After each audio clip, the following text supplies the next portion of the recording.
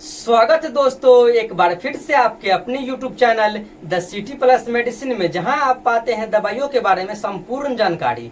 Hello friends, स्वागतम दोस्तों बात करेंगे रिटेंशन ऑफ यूरिन के बारे में। रिटेंशन ऑफ यूरिन क्या है दोस्तों? रिटेंशन ऑफ यूरिन का मतलब होता है पेशाब का बंद हो जाना। बहुत सारे लोगों में, बहुत सारे पेशेंट में देखा जाता है कि उसका पेशाब बंद हो जाता है, यानी कि पेशाब करने की इच्छा तो होता है, लेकिन जब वो पेशाब करने जाता है तो उससे पेशाब नहीं होता है। जानेंगे पेशाब बंद होने का कारण क्या है, जानेंगे इसके कारण के बारे में, साथ ही जानेंगे इसके लक्षण के बारे में, और वीडियो के लास्ट में जानेंगे इसका ट्रीटमेंट के बारे में, यानी कि इसका इलाज के बारे में। दोस्तों वीडियो स्टार्ट करने से पहले दोस्तों, अगर आप मेरे चैनल पे नए हैं तो मेरे चैनल को सब्सक्राइब कर लीजिए, साथ ही बेल आइकन को भी प्रेस कर दीजिए ताकि हमारे आने वाला वीडियो सबसे पहले आपके पास पहुंचे। तो चलिए दोस्तों शुरू करते हैं।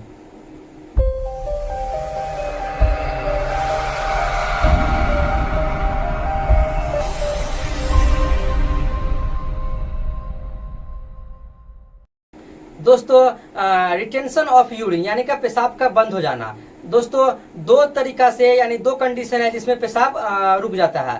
पहला कंडीशन तो यह है एक्यूट होता है। पहला कंडीशन क्या होता है? एक्यूट रिटेंशन ऑफ यूरिन, और दूसरा होता है क्रोनिक रिटेंशन ऑफ यूरिन। दोस्तों एक्यूट रिटेंशन ऑफ यूरिन जो होता है, इसमें अचानक पेशाब आना बंद हो जाता है, बिल्कुल ही पेशाब आना बंद हो जाएगा एक्यूट रिटेंशन ऑफ यूरिन में। और दूसरा होता है क्रोनिक। जब क्रोनिक रिटेंशन ऑफ यूरिन होगा तो उसमें क्या होगा?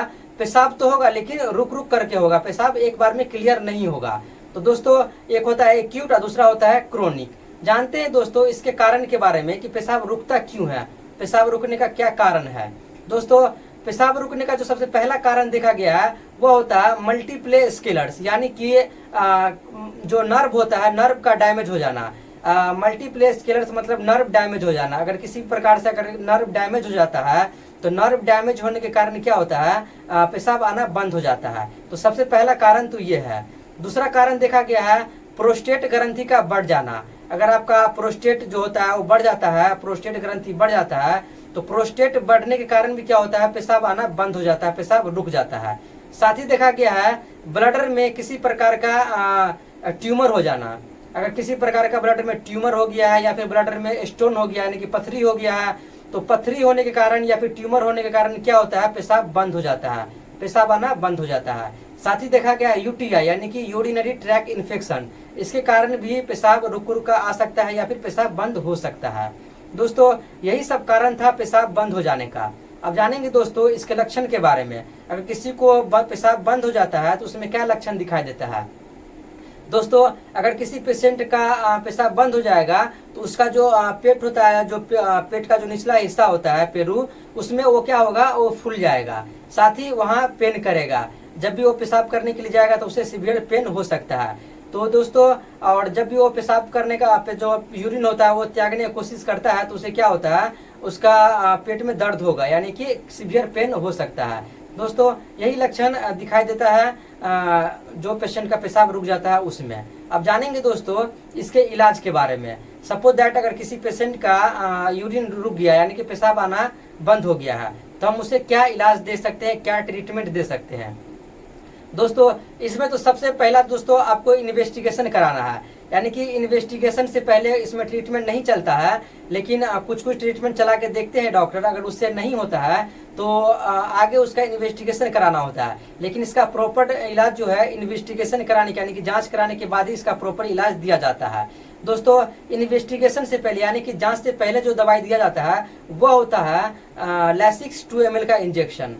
अगर किसी का पेशाब रुक गया है, जब वो डॉक्टर के पास जाते हैं तो डॉक्टर उसे लैसिक्स 2 ml का इंजेक्शन लगवाते हैं। जब लैसिक्स 2 ml का इंजेक्शन देने से अगर पेशेंट को पेशाब आ गया तो ठीक है। अगर लैसिक्स लगाने के बाद अगर पेशाब नहीं हुआ तो उस कंडीशन में क्या करता है डॉक्टर? उसे कैथेटर लगा दिया जाता है। दोस्तों कैथेटर होता है जो कि पेशाब के रास्ता में लगाया जाता है, जिससे क्या होता है? कैथेटर लगाने से क्या होता है? उसका पेशाब बाहर आ जाता है, यूरिन बैग में आ जाता है। दोस्तों अगर लैसिक्स इंजेक्शन से अगर पेशाब नहीं आता है तो उसे कैथेटर लगा दिया जाता है, जिससे क्या होता है? उसका पेशाब बाहर आ जाता है। कैथेटर लगाने के बाद क्या करता है? डॉक्टर उसे इन्वेस्टिगेशन कराने के लिए भेज सकता है, यानी कि टेस्ट कराने के लिए भेज सकता है। टेस्ट में आप यूरिन का टेस्ट हो सकता है, या फिर अगर डॉक्टर एक अल्ट्रासाउंड करवा सकता है, दोस्तों टेस्ट करवाने से क्या होता है, कारण का पता चलता है कि किस वजह से पेशाब रुका हुआ है। अगर जांच में अगर किसी कारण अगर सामने आता है, जैसे कि हो सकता है अगर ब्लडर में स्टोन यानी पथरी हो गया या फिर प्रोस्टेट ग्रंथि बढ़ गया हो, अगर इस तरह का कोई भी समस्या निकलता है जांच में इन्वेस्टिगेशन कराने के बाद, तो उस जो समस्या निकलता है, जो कारण निकलता है, उसका ट्रीटमेंट चलाया जाता है। जब कारण सामने आ जाता है तो बहुत ईजी हो जाता है ट्रीटमेंट चलाना। तो ट्रीटमेंट जब चलता है तो पेशेंट क्या होता है, ठीक हो जाता है, उससे पेशाब आना स्टार्ट हो जाता है। दोस्तों ये तो हो गया एक्यूट, यानी जिसका साफे पूरा ही बंद हो जाता है। और दूसरा पेशेंट हो जाता है जो क्रोनिक, यानी कि क्रोनिक कोई पेशेंट है जिसको पेशाब रुक रुक के आ रहा है, यानी कि पेशाब करने तो जा रहा है लेकिन एक बार में क्लियर नहीं हो रहा है, पेशाब रुक रुक के आता है। तो उस कंडीशन में क्या होता है, डॉक्टर द्वारा एक सिरप चलाया जाता है जो कि अल्कासोल सिरप है।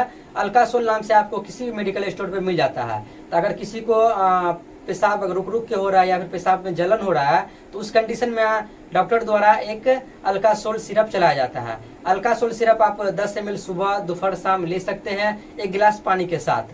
दोस्तों अल्कासोल सिरप के साथ एक एंटीबायोटिक मेडिसिन भी चलता है जो कि नॉरफ्लॉक्स 400 mg का टैबलेट आता है। नॉरफ्लॉक्स 400 mg का टैबलेट 1 गोली सुबह 1 गोली शाम खाने के बाद चलाया जा सकता है। दोस्तों साथ ही इसमें यूरिन को मतलब तेजी से बाहर निकालने के लिए डॉक्टर द्वारा या तो फ्रूसामाइड इंजेक्शन, फ्रूसामाइड टैबलेट आता है, फ्रूसीलैक टैबलेट दिया जाता है पेशाब मतलब कराने के लिए। अगर पेशाब रुक रुक के आता है तो फ्रूसीलैक टैबलेट जब पेशेंट को दिया जाता है तो उससे क्या होता है, पेशेंट का पेशाब क्लियर हो जाता है। दोस्तों यही था रिटेंशन ऑफ यूरिन के बारे में संपूर्ण जानकारी। दोस्तों आशा करता हूं दोस्तों यह वीडियो आपको काफ़ी हेल्पफुल हुआ होगा। दोस्तों अगर वीडियो अच्छा लगा होगा तो वीडियो को एक लाइक कर दीजिए, साथ ही दोस्तों आप अपने दोस्तों में इस वीडियो को शेयर कर दीजिए ताकि उन लोगों को भी मतलब यह वीडियो के द्वारा यूरिन रिटेंशन ऑफ यूरिन के बारे में उसे पता चल जाए। दोस्तों आज की वीडियो में इतना ही, मिलते हैं अगले वीडियो में, तब तक के लिए टेक केयर, जय हिंद, वंदे मातरम।